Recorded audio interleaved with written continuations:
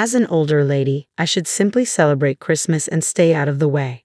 However, it seems that after being invited to spend Christmas vacation together, Margaret has been kicked out of the house. First things first, I need to tell Jeffrey about Margaret's true nature. Somehow, I'll expose Margaret's facade. I refuse to be family with someone like her. I am Michelle, 72 years old, living with my son Jeffrey. Jeffrey is nearing 40, still single, and my husband passed away 3 years ago. Jeffrey used to live alone, but moved back home when he changed jobs as it was closer to his workplace. Our current house might look new at a glance, but it was actually remodeled a while ago from a nearly broken down place due to years of deterioration and poor fittings. As a result, the remodeled house has become comfortable and clean. From his perspective, my husband seemed like a family-loving man who decided to remodel for our comfort. But in reality, he was a source of long-term trouble. He was traditional and stubborn outside but free-spirited at home, imposing his rules and berating me if I deviated slightly from what he wanted. His favorite phrase was, "Who do you think provides the food here?" However, he was often out playing poker, horse racing, and visiting casinos, leaving us barely enough to live on. Still, he acted arrogantly in front of me and Jeffrey, canceling family outings for poker or missing school events. I could have divorced him and raised Jeffrey alone, but I refused to be defeated and stayed until the end. Jeffrey, too, endured silently in front of his father, never showing tears. When my husband passed away from illness, he left us with a small inheritance, this remodeled house, and most importantly, my dear Jeffrey. For me, having my beloved son means I'm not lonely.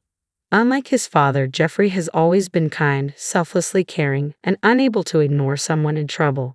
But he's also self-sacrificing, hesitant to express his opinions, and tends to be swayed by others. I worry his excessive kindness might lead him into trouble someday.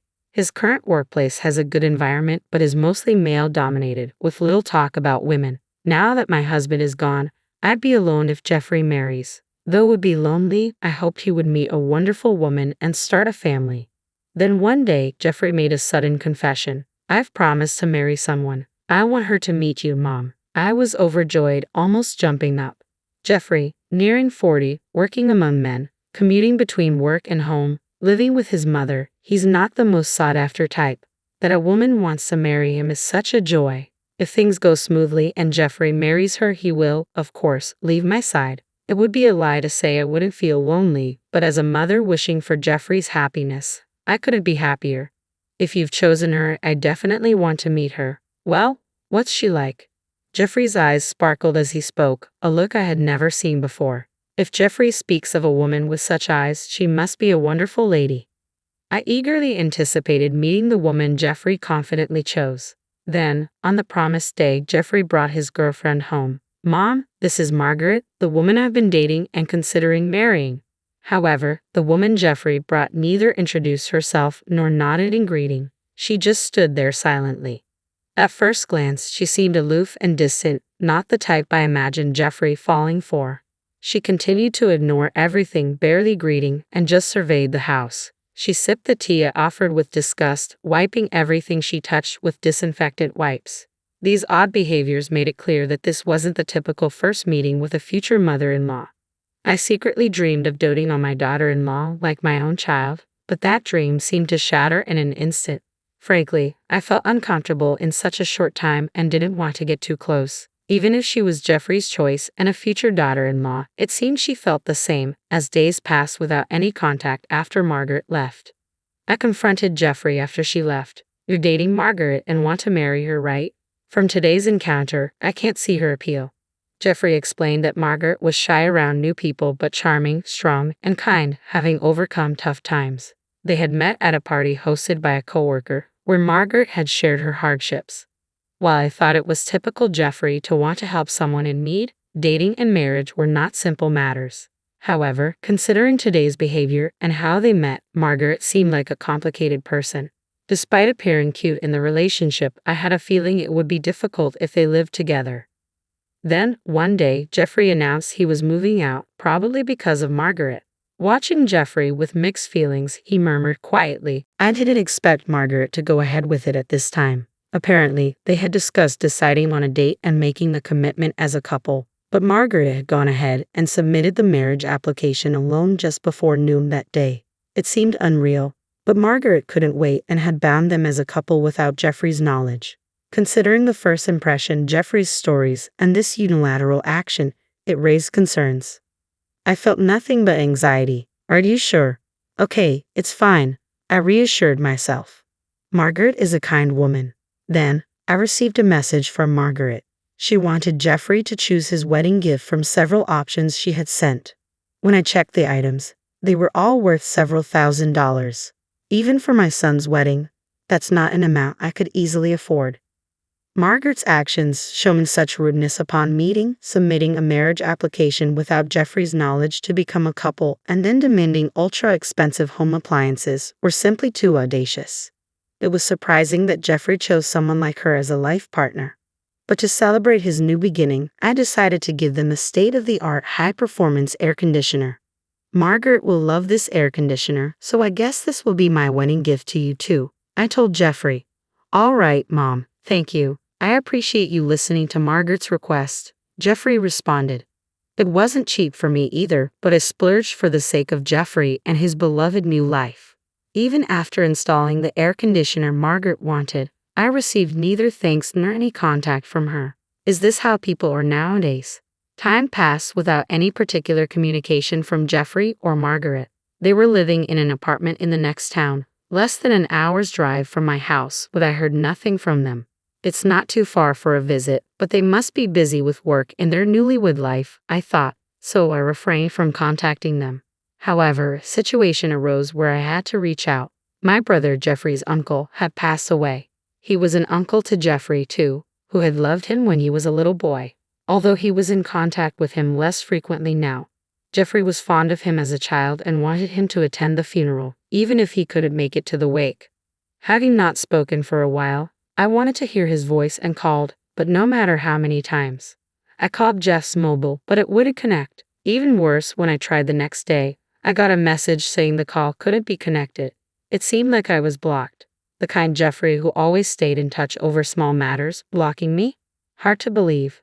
But with no way to contact him and the funeral not waiting, it proceeded without the Jeffrey couple. Half a year later, Margaret suddenly contacted me. Michelle might be lonely this summer, and Jeffrey has a middle school reunion around the end of the year, so he wants to let loose. Can we spend Christmas vacation at your place? She brought up spending Christmas at my house without mentioning the wedding gift or the blocked calls during the funeral. To her, maybe those incidents weren't a big deal. It seemed Margaret didn't even consider the possibility of me refusing. Despite my reservations about spending time under the same roof as Margaret, I agreed, hoping to see Jeffrey after so long. Sure, that's fine. I look forward to seeing you both. It's been a while. Then at Christmas, they visited my house. There was a slight discomfort with them around. They were always together, not in a lovey-dovey or happy way, just together. Margaret followed Jeffrey even to the bathroom or when he needed to fetch something. At first, I thought she had business in the same direction, but it seemed not. It might sound harsh, but Margaret's gaze and movement suggested she was monitoring Jeffrey, ensuring he didn't do anything unusual. I was shocked when I caught a glimpse of Jeffrey's face as I stood up to serve tea. Jeffrey was looking down, avoiding eye contact with Margaret. I struggled to understand why they were in such a situation, but the reason for their behavior would become clear later in the evening. Jeffrey left for his middle school reunion, feeling awkward. Alone with Margaret, I stood up to clean as usual. I started vacuuming, but suddenly the vacuum cleaner stopped. It was working fine yesterday. At that moment, with a loud bang and a strong impact, I found myself knocked over into the garden along with the vacuum cleaner.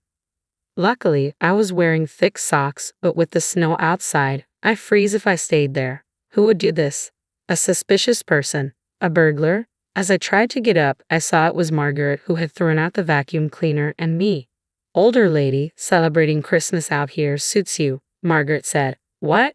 Wait, Margaret, do you realize what you're doing? I exclaimed. Shut up, older lady. I'm looking forward to the times while he's gone. It'll be a great night without you in the way.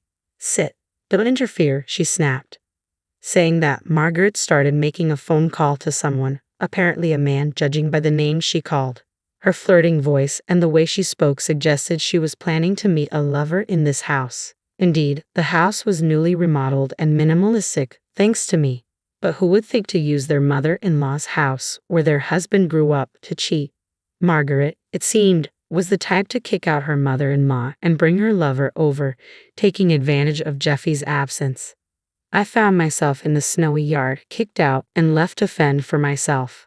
But I had a plan. Donning an old pair of shoes and a jacket from the shed, I decided to fight back. Firstly, I doubted Jeffrey knew about the affair. Even Jeffrey, who was kindness personified, would surely react if he knew his beloved wife was cheating on him. I needed to contact Jeffrey immediately and have him witness the affair about to happen in this house. But since my calls were blocked on Jeffy's mobile, I needed a different approach. That's when I thought of Jeffy's childhood friend. They had been close through college and often dined together even after graduating. The friend ran a deli inherited from their parents in the local shopping district. I headed there desperately hoping for some information. At the deli, I found his parents, who said he might be at a reunion at a pub in the same shopping district. I rushed to the pub, hoping to catch Jeffrey. Luckily, I spotted Jeffrey running from a convenience store. Good timing. Margaret kicked me out of the house. She's planning to spend time with some man there. I heard her talking on the phone. Do you know anything about this? I asked. Margaret cheating? No way, Jeffrey exclaimed. He immediately left the reunion and headed to my house. I wanted to go too, but he said it was too dangerous since we didn't know who the man was and asked me to stay away. I hid in a nearby business hotel, leaving the matter between Jeffrey and his wife to him. The next day when I returned home, I found Margaret beaten up in the garden, naked. Older lady, don't you care to help your daughter-in-law? I can't even get into the house. How did you raise your son? She snapped. I couldn't believe the gentle Jeffrey would beat his wife to such an extent and leave her in the garden. Entering the house, I found Jeffrey drinking coffee. Margaret is naked in the garden. What happened? I asked. I don't know. She was arguing with a lover last night, so maybe that's it. She's going to be nothing to me now, so it's not my business, Jeffrey replied indifferently. While I took refuge in the business hotel, Jeffrey had confronted Margaret and her lover at the scene of their affair. Thinking it might serve as evidence, he took photos of the lover's face and even recorded the encounter.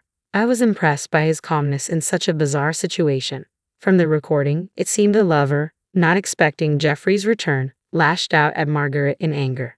The recording also captured the lover stripping Margaret of her expensive-looking branded clothes, apparently intending to sell them. After the lover left, it was Jeffrey who stopped Margaret from re-entering the house. I think you understand from the recording. Margaret isn't repentant. She married me for money and convenience, and she keeps saying her lover is her #1 priority. I have to step out for a bit, so I'll leave Margaret's matter to you, Mom, Jeffrey explained. Leave it to me, I replied. What do you mean? I didn't want such a person in my house, so I didn't let her in. If Mom wants to let her in, I won't stop you, Jeffrey said before leaving. As far as I was concerned, my daughter-in-law had been awful to me, and now she had gotten her just desserts. I felt no obligation to help her for no reason and decided to leave her as she was. Although Jeffrey's photos and recording gave me a good idea of the situation, I decided to check the security camera footage for a clearer picture. I was thankful I had installed the cameras after hearing about a burglary at a relative's house. Neither Margaret nor her lover seemed to realize their actions were being recorded in someone else's house, causing trouble. While examining the footage and photos, I noticed something familiar about the lover's unusual hat. As I was pondering this, the noise outside caught my attention, accompanied by the doorbell.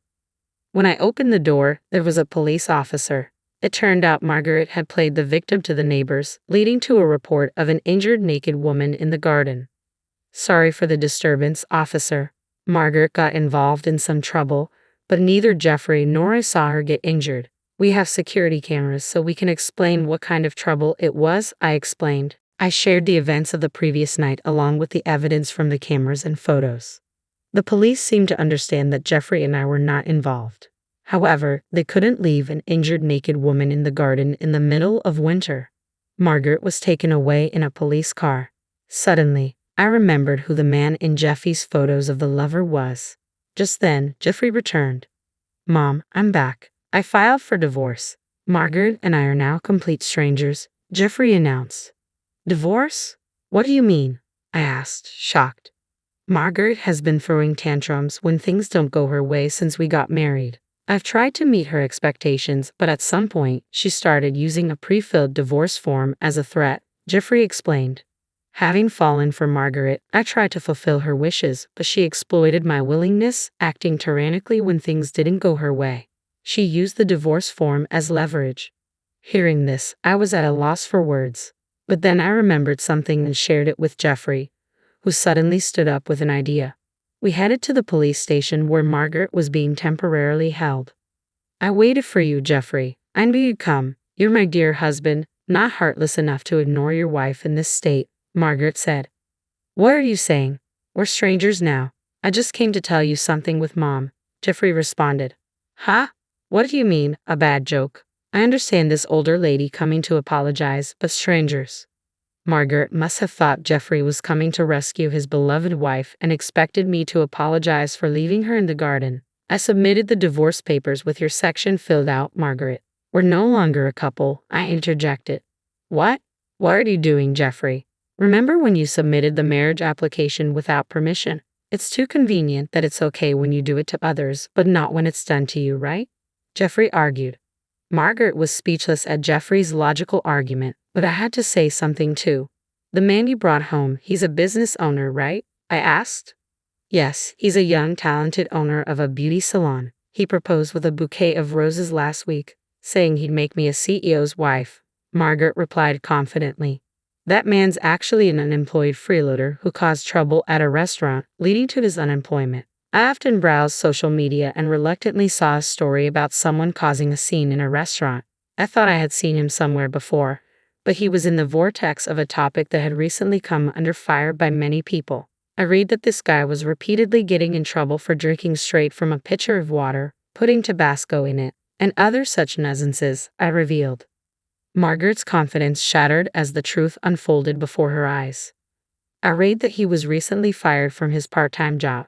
That's a lie. His profile had a long list of accomplishments. He wouldn't do such things. Well, regardless, my house has a lot of damage from his tantrum. I could file a report for the nuisance, I stated. Margaret, convinced she had become CEO's wife, was in for more shocks. In order to push Margaret to the edge, we decided to fold in even more. Also, one of your company's executives is a longtime friend of mine. What you told my workplace about the affair, I didn't reveal the affair. I just discussed your relationship history with Jeffrey. Any problem with that? It's better not to do things you'd be embarrassed to be seen doing, I explained. Shocked by the cascade of revelations, Margaret turned pale. Leaving her behind, I exited the police station. Later, Margaret's mistreatment of me and her affair led to her divorce becoming public at her workplace. She was a longtime employee due to a promotion, but her actions caused her to lose that opportunity. Her terrible behavior led to her being transferred to another region where everyone knew about her, resulting in her worst ending due to her infidelity. Why is everyone avoiding me? I was just in a pure romance with the talented CEO. Are they jealous of me who could have been a CEO's wife? Margaret exclaimed. Tell a friend of yours on the board to stop the stupid workplace bullying. You think you're being ostracized and bullied just because you're out of place after being transferred? That's a naive way of thinking. There's nothing I can do about it, sorry, I responded. Eventually, Margaret had nowhere to belong at work and ended up resigning. Worse, she became homeless. How can you leave me, your ex-daughter-in-law, without a home in the winter? Isn't it heartless to have a woman shiver outside? Margaret accused. What are you saying? Who kicked Mom out into the snow-covered garden? You're only thinking of yourself. Your words and actions don't match, Jeffrey retorted. The apartment where Jeffrey and Margaret lived was company housing for married employees, so Margaret was evicted due to the divorce. Despite this, Margaret, not giving up, repeatedly harassed Jeffrey. You're there, aren't you? How can you not help your wife in trouble? Don't you have any kindness? Margaret pleaded. You expect kindness from others while ignoring your own actions. But I guess explaining this is useless, I remarked. Not satisfied with harassing Jeffrey, Margaret also came to my place, even following me to the supermarket. Can you leave your daughter-in-law in this situation? Would you do the same to your son? Your son abandoned his troubled wife, abandoned his troubled daughter-in-law. You brought this upon yourself. Remember your actions, Margaret cried. Each time the security system activated or bystanders called the police, making Margaret known as a troublemaker in town. Exhausted by her persistence, Jeffrey and I consulted the police and obtained a restraining order. Margaret, looking for a new target, started attending matchmaking parties. But with no money, job, or proper appearance, she was turned away at the door, becoming infamous as a party crasher. Finally, Margaret's assaults stopped and we lived in peace. Mom, I was out of my mind back then. Margaret cut me off from home, screamed at me all day. I finally came to my senses. I'm so sorry. Jeffrey and I are living together again. Whether Jeffrey remarries or stays with me, I'm happy as long as he shows true kindness to others, I expressed.